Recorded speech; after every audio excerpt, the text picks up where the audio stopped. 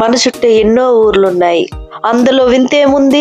కిందికి రాకుండా ఓ ఎత్తైన కొండ మీద ఓ ఊరుందంటే నమ్మగలరా? ప్రపంచంతో కలవకుండా వాళ్ళెందుకు కొండ మీదే ఉన్నారు? ఆ కొండ మీద కాపురం ఉండే ఓ మహిళ తన భర్తని పిల్లాన్ని కొండ మీదే వదిలేసి కిందకు వెళ్ళిందంట. అలా ఎందుకు జరిగిందో నేనైతే కొండ మీదకి వెళ్ళి ఆ వింతైన ఊరేందో చూపిస్తాను. కొండపైనే ఊరుందంట. మనం కింద చదువునిగా ఉన్న కాడక బతికే కష్టం అవుతుంది. వామ్మో, ఇది ఎలా ఎక్కుతారా నాయనా బాబు, నా వల్ల అయితే కావటం లేదు. ఇంత కొండ పైన అడిగి కొట్టేసి జొన్న అయితే వేసారనమాట. ఇంకా పైకి ఎక్కాలి. జొన్న ఎట్టెట్ట వేసిండ్రు. ఇక్కడ దున్నలేదు, ఏం చేయలేదు, అలా అలా చల్లేసారు. దున్నడానికి కూడా అయ్యలేదు ఇక్కడ. కానీ పర్వాలేదు, బాగానే వచ్చింది అనుకుంటున్నాను. జొన్న అయితే పెద్ద కొండ ఇది. కొండపైన ఎక్కాలి. ఊరుంది, స్కూల్ ఉంది, మనుషులు అక్కడ ఉంటారు. కొండరెడ్లు ఉంటారంట. కొండరెడ్లు ఎలా ఉంటారో ఏం మాట్లాడతాం మనం అయితే ఇప్పుడు వెళ్ళి చూద్దాం, మాట్లాడదాం అంట. ఓకే, తక్కువ లేదు, ఎక్కేసాన ఇబ్బంది అవుతుంది. ఈ కొండ మీద ఉండే వాళ్ళు వారానికి ఒక్కసారే దిగుతారంట. వాళ్ళకి కావాల్సింది కొనుక్కొని మళ్ళీ కొండ మీదకి వెళ్ళిపోతారంట. కిందంత భూములు ఉంచుకొని ఈ కొండల మీద బతుకుటం ఏందో, ఈ కొండల మీద వ్యవసాయం చేసుడు ఏందో. కొండల మీద ఉండేది దేవుడు ఒక్కడే అనుకున్నాను ఇన్ని రోజులు. ఈ కొండరెడ్లు కూడా కొండ మీదే ఉంటారని ఇప్పుడు తెలిసింది. ఈ ప్లేస్ లో నుంచి ఒకవేళ కింద పడ్డామే అనుకో ఎలా పోతామో తెలుసా? ఇప్పుడు వేసి చూపిస్తాం చూడండి. ఈ పెద్దది ఎలా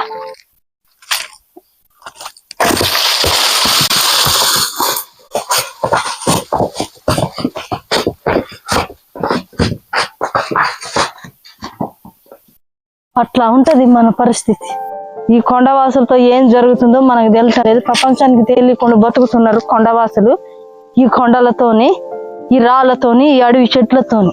ఇక్కడ ఎవరో ఇంద్ర అని రాశారు. మరి అది సినిమా పేరు కోసం రాశారు, ఎవరైనా అమ్మాయి కోసమే రాశారు, ఏం అర్థం కావట్లేదు ఫ్రెండ్స్. ఇక్కడ చూడండి ఏముందో, చదవండి. ఇంద్ర అట. ఇంద్ర వచ్చి ఎన్ని సంవత్సరాలు అవుతుంది మనకి? చూడండి గట్లా ఉన్నది. వాళ్ళ దర్శనం కావాలంటే ఇంకో కొండ ఎక్కాలి.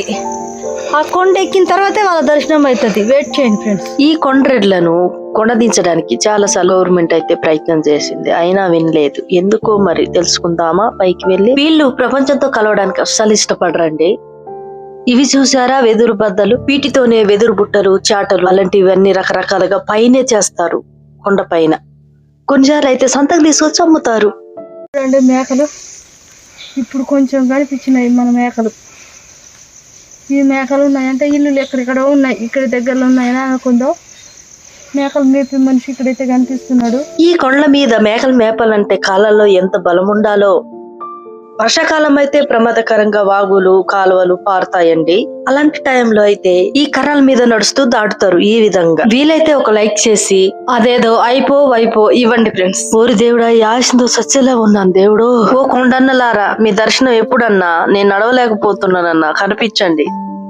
అమ్మయ్యా, ఇప్పటికైతే కొండ మీద ఒక ఊరులాగా కనిపిస్తుంది, ఒక సోలర్ లాగా కనబడుతుంది. అయితే వచ్చేసామన్నమాట. ఇప్పుడు మీరు చూస్తున్నది కొండ మీద స్కూల్. దీన్ని ఒక NGO నడుపుతుందట. కొండ మీద ఉండే కొండరెడ్ల పిల్లల కోసం స్కూల్ అయితే ఏర్పాటు చేశారు. ఇక్కడ కరెంట్ లేకుండా స్కూల్ ఎలా రన్ చేస్తున్నారో దేవుడా. చూడండి, ఈ కొండ మీద కూడా జెండా వందనం నడిపారు. చాలా గొప్ప విషయం కదా. కొండరెడ్ల కోసం కొండ మీద స్కూల్ చెప్పడం మర్చిపోయాను. ఆ కొండరెడ్ల పిల్లల కోసం అయితే ఇక్కడ హాస్టల్ కూడా ఉంది. అబ్బా, ఎంత ప్రశాంతంగా ఉందో చూడండి. చుట్టైతే అడవి పందులు ఉంటున్నాయి. ఎలా ఉంటున్నారో వీళ్ళు మరి.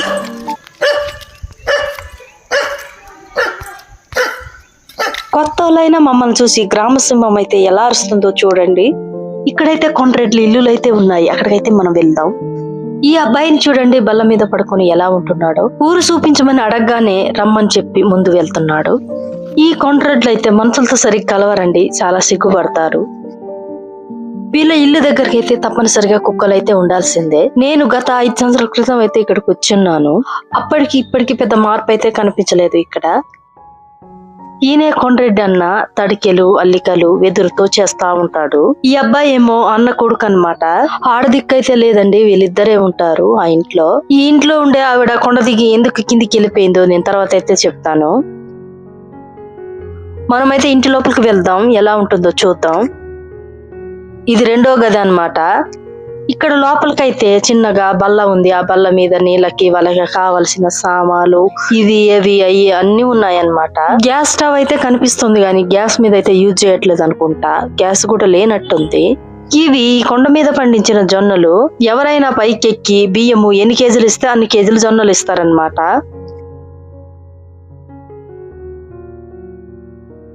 ఈ డబ్బాలో ఏవో విత్తనాలు అయితే పోసిండ్రు. లోపలే దీని మీద వంట చేసుకుంటారనమాట. ఇదైతే అన్నం చూడండి ఎంత పెద్ద సర్వలో ఉండారో. పాపం వాళ్ళకి ఎంత పాత్రలో ఉండాలో కూడా తెలియదు కదా. చూడండి కూరగాయలు ఏం లేవేమో, పచ్చి పులుసు అయితే చేసుకున్నారు. దీంట్లో అయితే ఏమున్నాయో చూద్దాం ఇప్పుడు మనం. రైస్ ఎక్కడో అడుగును కొంచెం ఉన్నట్టున్నాయి. నేను నా లాస్ట్ వీడియోలో నేను చెప్పాను కదా సంతలో కొండ్రెడ్లు బియ్యం కొనుక్కుంటారని. ఆ సంతలో కొనుక్కున్న బియ్యాన్ని అయితే ఇక్కడికి మోసుకొని వస్తారనమాట. ఈ కొండ మీద అయితే రైస్ పండదండి, బియ్యం అయితే వీళ్ళకి బంగారం కంటే ఎక్కువ. నా గత వీడియోలో కుంట సంత గురించి పెట్టాను, అందులో అయితే చూడండి బియ్యం కొంటా ఉంటారు. అబ్బా పైనంతా రేకులండి, ఎండాకాలం వస్తే ఎలా ఉంటారో ఏందో. ఇక్కడైతే చనిపోయిన వాళ్ళ ఫోటోలు అయితే ఉన్నాయండి. ఈ చిన్న పిల్లడి పేరు వచ్చేసి కొండల రామ్ చరణ్, ఆ పెద్ద ఆయన పేరు సోమిరెడ్డి అండి. పాపం ఈ కొండల పైన ఏదైనా జబ్బు వచ్చిందనుకో సరైన వైద్యం అందక చనిపోతారనమాట. ఇక్కడికి ఏ ఆర్ఎంపీ ఏ డాక్టరు పైకి రాలేరండి. వీలైతే ప్రపంచంతో కలవడానికి అస్సలు ఇష్టపడరండి. అడవిలో జంతువుల్లాగే జీవిస్తారు. ఈ బుట్టలు చూడండి వీళ్ళే అల్లుకున్నారనమాట వాళ్ళకి కావాల్సిన సామాన్లు పెట్టుకునేకి. బాగున్నాయి కదా. ఇంకా వీడియోలో అయితే ఎన్నో కొత్త విషయాలు అయితే మీకు చెప్తాను, చివరి దాకా అయితే చూసేయండి ఫ్రెండ్స్. కొత్తగా చూస్తుంటే నా ఛానల్ ని సబ్స్క్రైబ్ చేసుకోండి. ఇలా అడవిలో ఉండే విషయాలు మరెన్నో విషయాలు అయితే మీకు తెలియజేస్తాను. ఈ సోలార్ ద్వారానే లైట్లు అయితే మంచిగా వెలుగుతాయి అన్నమాట. ఇక్కడ వీళ్ళకి టీవీ లాంటివి సెల్ ఫోన్ లాంటివి ఏమీ తెలియదు. అడవిలోనే ఆనందం, అడవిలోనే ఆటలు పాటలు, వాళ్ళ జీవితం అంతా అడవిలోనే ఉంటుందన్నమాట. ఇది జీలుగు చెట్టు అండి. ఈ చెట్ల నుంచి కళ్ళు వస్తుంది. మీకు నీళ్ళు ఎక్కడి నుంచి వస్తాయి అని అడగగానే నీళ్ళు ఎలా వస్తాయో మీకు చూపిస్తాను పదండి అని చెప్పి తీసుకెళ్తున్నాడు ఈ తమ్ముడైతే. చూడండి ఈ కొండల మధ్యన జీవ జలధార అయితే ఎలా పారుతుందో. మనమైతే దగ్గరికి వెళ్ళి చూద్దాం ఎలా ఉందో ఎలా వస్తుందో డీటెయిల్ గా మీకు చూపిస్తాను ఇప్పుడు. ఇదిగోండి ఫ్రెండ్స్, ఇక్కడైతే పెద్ద కొండ అయితే ఎక్కొచ్చినాం మేము. ఈ కొండ మధ్యలో నీళ్లు చూడండి ఎట్లా వస్తున్నాయో. ఈ నీళ్ళే ఇక్కడ ఈ హాస్టల్ ఉంది, హాస్టల్ పిల్లలు కానీ ఇక్కడ ఉన్న ఇల్లు వాళ్ళు కానీ ఇదే తాగడానికి వాడతారనమాట ఈ నీళ్లు. ఇప్పుడు చూద్దాం మనమైతే నీళ్ళని. చూడండి ఎట్లా వస్తుంది, ఇప్పుడు కూడా వస్తుంది నీళ్లు, ఎప్పుడు వస్తూనే ఉంటుంది అంటున్నారు ఈ అన్న వాళ్ళు అయితే.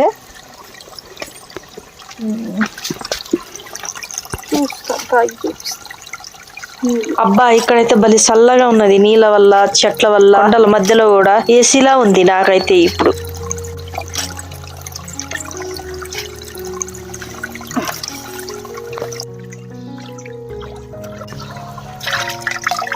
ఎంత స్వచ్ఛంగా తేటంగా ఉన్నాయో చూడండి ఈ నీళ్ళు. ఇదే తాగుతారనమాట.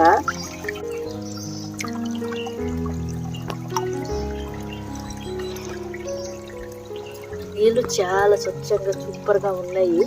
నీళ్ళైతే తేటగా ఉన్నాయి. అలాంటి ఈ కొండల మధ్యన పైగా ఈ రాళ్ల మధ్యన ఎక్కడి నుంచి వస్తుంది, ఎలా వస్తుంది ఈ వాటర్ అసలు చూస్తే నాకైతే ఆశ్చర్యంగా ఉన్నది.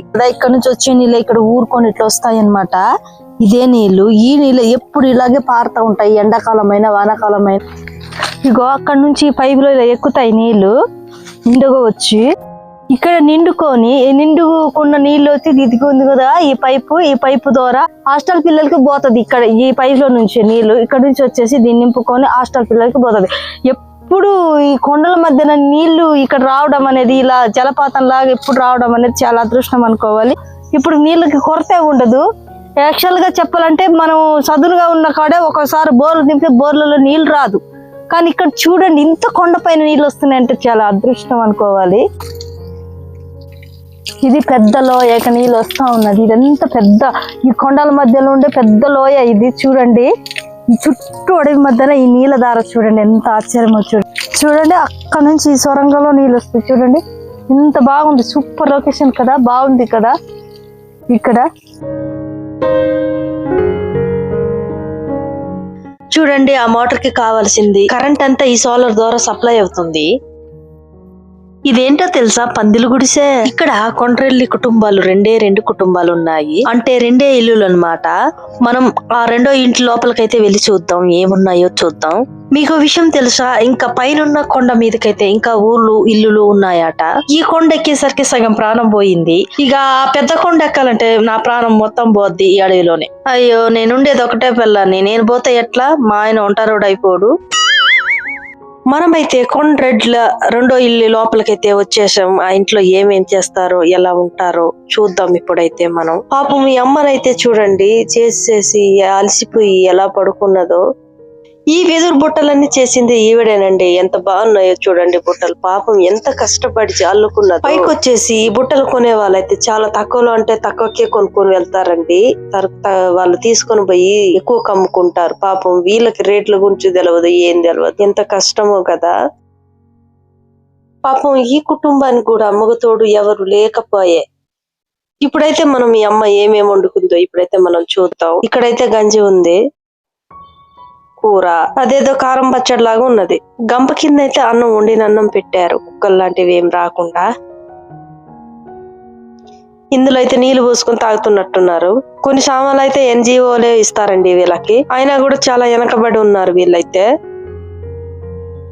పాత్రలు తోమి ఆరబెట్టేదన్నమాట ఇదైతే తడికెల మీద. ప్రశాంతంగా ఉండాలనుకునే వాళ్ళకైతే ఇది చక్కటి ప్లేస్ అండి. వాళ్ళు మాత్రమే ఇక్కడ ఉండగలరు. ప్రపంచంతో మమేకమైన వాళ్ళు ఇక్కడ ఉండలేరు. ఇక్కడ సిగ్నల్ ఉండదు, కరెంట్ ఉండదు, కొట్లు ఉండవు, ఏముండవు అసలు. ఆదివాసులు మాత్రమే ఇలాంటి ప్రాంతాల్లో జీవించగలరు. ఈ అన్న అయితే రేపు సంతకు వెళ్ళాలి, సంతకు తీసుకెళ్లాలని వాటి కోసం అయితే బుట్టలు అల్లడానికి అన్ని సిద్ధం చేస్తున్నాడు. నేను చెప్పాను కదా, నేను 5 సంవత్సరాల క్రితం వచ్చినప్పుడు వీళ్ళ భార్య ఉండేది, ఇప్పుడైతే లేదండి. ఈ కొండ మీదనే ఈ అన్నని వాళ్ళ అబ్బాయిని వదిలేసి ఆమె అయితే వెళ్ళిపోయిందండి. కానీ ఈ అన్న మొహంలో ఏ బాధ లేదు. చిన్న చిన్న విషయాలకి సూసైడ్ చేసుకుని చచ్చిపోవాలనుకునే వాళ్ళకైతే మాత్రం ఈ అన్న చూసి నేర్చుకోవాలి. తన భార్య తనను వదిలేసి వేరే వాళ్ళతో వెళ్ళిపోయినా కూడా ఎంత ధైర్యంగా ఉన్నాడో చూడండి. తన బాబుని చూసుకుంటూ తనకు వచ్చిన పని చేసుకుంటున్నాడు, ఎవరూ లేని ఈ కొండ మీద. ఈ కొండ చూస్తున్నారా మీరే, చాటలు తయారు చేస్తారు, కొండ పైన ఉంటారనమాట. అయితే ఎంతో శ్రమించి వీళ్ళు రోజంతా అడవిలో నుంచి సేకరించి మళ్ళీ తీసుకొచ్చి కూర్చొని ఈ అమాయకంగా వీళ్ళు ఎంతో శ్రమించి రోజంతా వారమంతా కష్టపడి చేస్తారు. పాపం చేతులతోనే అల్లికలతో చేస్తారండి చాటలు. వీటినైతే దళార్లు చాలా తక్కువ ధరకే కొంటారండి, 20 రూపాయలకి 30 రూపాయలకి. వాళ్ళేమో అక్కడ సంతల్లో వీటిని 200కి 150కి అలా అమ్ముతారనమాట. ఈ అన్న వాళ్ళ దగ్గర అయితే మేకలున్నాయి. ఆ మేకలైతే చాలా తక్కువ ధరకి కొనుక్కుంటారంట. ఆ మేకల్ని అన్నని అడిగితే అన్న అయితే చాలా చెప్పాడు. 6,000కి 5,000కి 7,000కి అట్లా అమ్ముతారంట. పెద్ద పెద్ద మేకపోతులే అవి. బయట అయితే ఒక్కొక్కటి 30,000, 40,000, 25,000 అట్లా పలుకుతున్నాయి. కొనుక్కొని బయట అయితే అట్లా కొనుక్కొని పోతారు. అమాయకమైన అడవుల్లో బ్రతుకుతున్న వాళ్ళ దగ్గరకు వచ్చేసి 5,000కి 6,000కి ఇక్కడికి వచ్చేదే కష్టం అవుతుందని చెప్పేసి ఏదో ఒక మాయ మాటలు చెప్పేసి అలా కొనుక్కొని వెళ్తున్నారు. అలాగా చూసారా ఫ్రెండ్స్, ఎంత మోసగించి తీసుకెళ్తున్నారో. ఇక్కడ వీళ్ళ దగ్గర దోచుకుంటున్నారు ఒక రకంగా చెప్పాలంటే. అమాయకత్వం ఎక్కువ. అట్లా తిరగబడి ఇట్లా బయట రేట్ల గురించి కూడా పెద్దగా తెలియదు వీళ్ళకి. అదొకటి కొంచెం ప్రాబ్లం అయితే. వీళ్ళు ఈ కొండ ప్రాంతం నుంచి కింది ప్రాంతానికి వెళ్ళి ఉండమంటే వెళ్ళి వచ్చి కలవలేరు అనమాట. ఈ ఒంటరిగా బ్రతకడానికి ఇష్టపడతారు. ఎందుకంటే ఎలాంటి కిందకి వెళ్ళి జనాల్లో కలవాలంటే అలా ఇప్పుడు నేను చెప్పాను కదా, మేకల విషయంలోనే కావచ్చు, ఇలా అల్లికలు చేసే పని విషయంలోనే కావచ్చు, అలాగా ఎక్కడ మోసపోతున్నామో కూడా వీళ్ళకి తెలియదండి. అలాంటి విషయాలు భయంతోనో దేనితోనో మరైతే తెలియదు. ఎలాంటి మోసాలు అనేవి ఆలోచనలు అనేవి ఏమి ఉండవండి వీళ్ళకి. అడవిలో ఉంటారు, ఒంటరిగా బ్రతుకుతారు, కలవడానికి అయితే ఇష్టపడరు. కూర్చొని అవన్నీ సిద్ధం చేస్తా ఉన్నాడు అనమాట. వారానికి ఎన్ని తీసుకెళ్లి అమ్మాలో, మళ్ళీ కిందికి దిగాలన్నా కష్టమే, పైకి ఎక్కాలన్నా కష్టమే. సడన్ గా ఈ అడవి ప్రాంతంలో ఏదైనా జ్వరం లాంటిది ఏమైనా జరిగినా కూడా తొందరగా వెళ్ళడానికి కూడా సరైన మార్గం కూడా మంచిగా లేదనమాట. అంతా చీకటే చుట్టూ అడవి. ఇప్పుడు మా దగ్గర వచ్చి మరి అన్ని తక్కువ రేటుకి 20 రూపాయలు కొని మరి అక్కడ వారు ఎక్కువ రేటుకి 100 రూపాయలకు అలాగే అమ్ముతున్నారు. మరి ఇంకన్నా ఒక 1000 రూపాయలు లాభం తింటున్నారు వారు. అలాగే మాకంత చాలా తక్కువ తీసుకుంటారు ఇక్కడ వచ్చి. మరి పేపర్ లో చెక్కిన వెదురు బద్దలనైతే నీడలో కాసేపు అలా ఆరబెట్టాలి, ఆ తర్వాత తయారు చేయాలి చాట.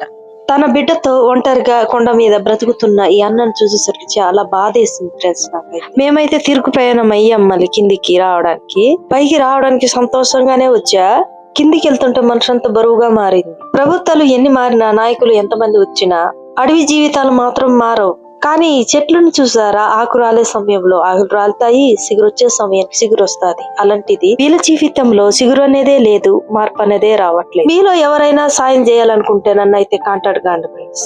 మీరే స్వయంగా వచ్చి మీ చేతుల మీదుగానే అందచేయవచ్చు. ఎవరైనా కానీ వాళ్ళకి చిన్న సహాయం.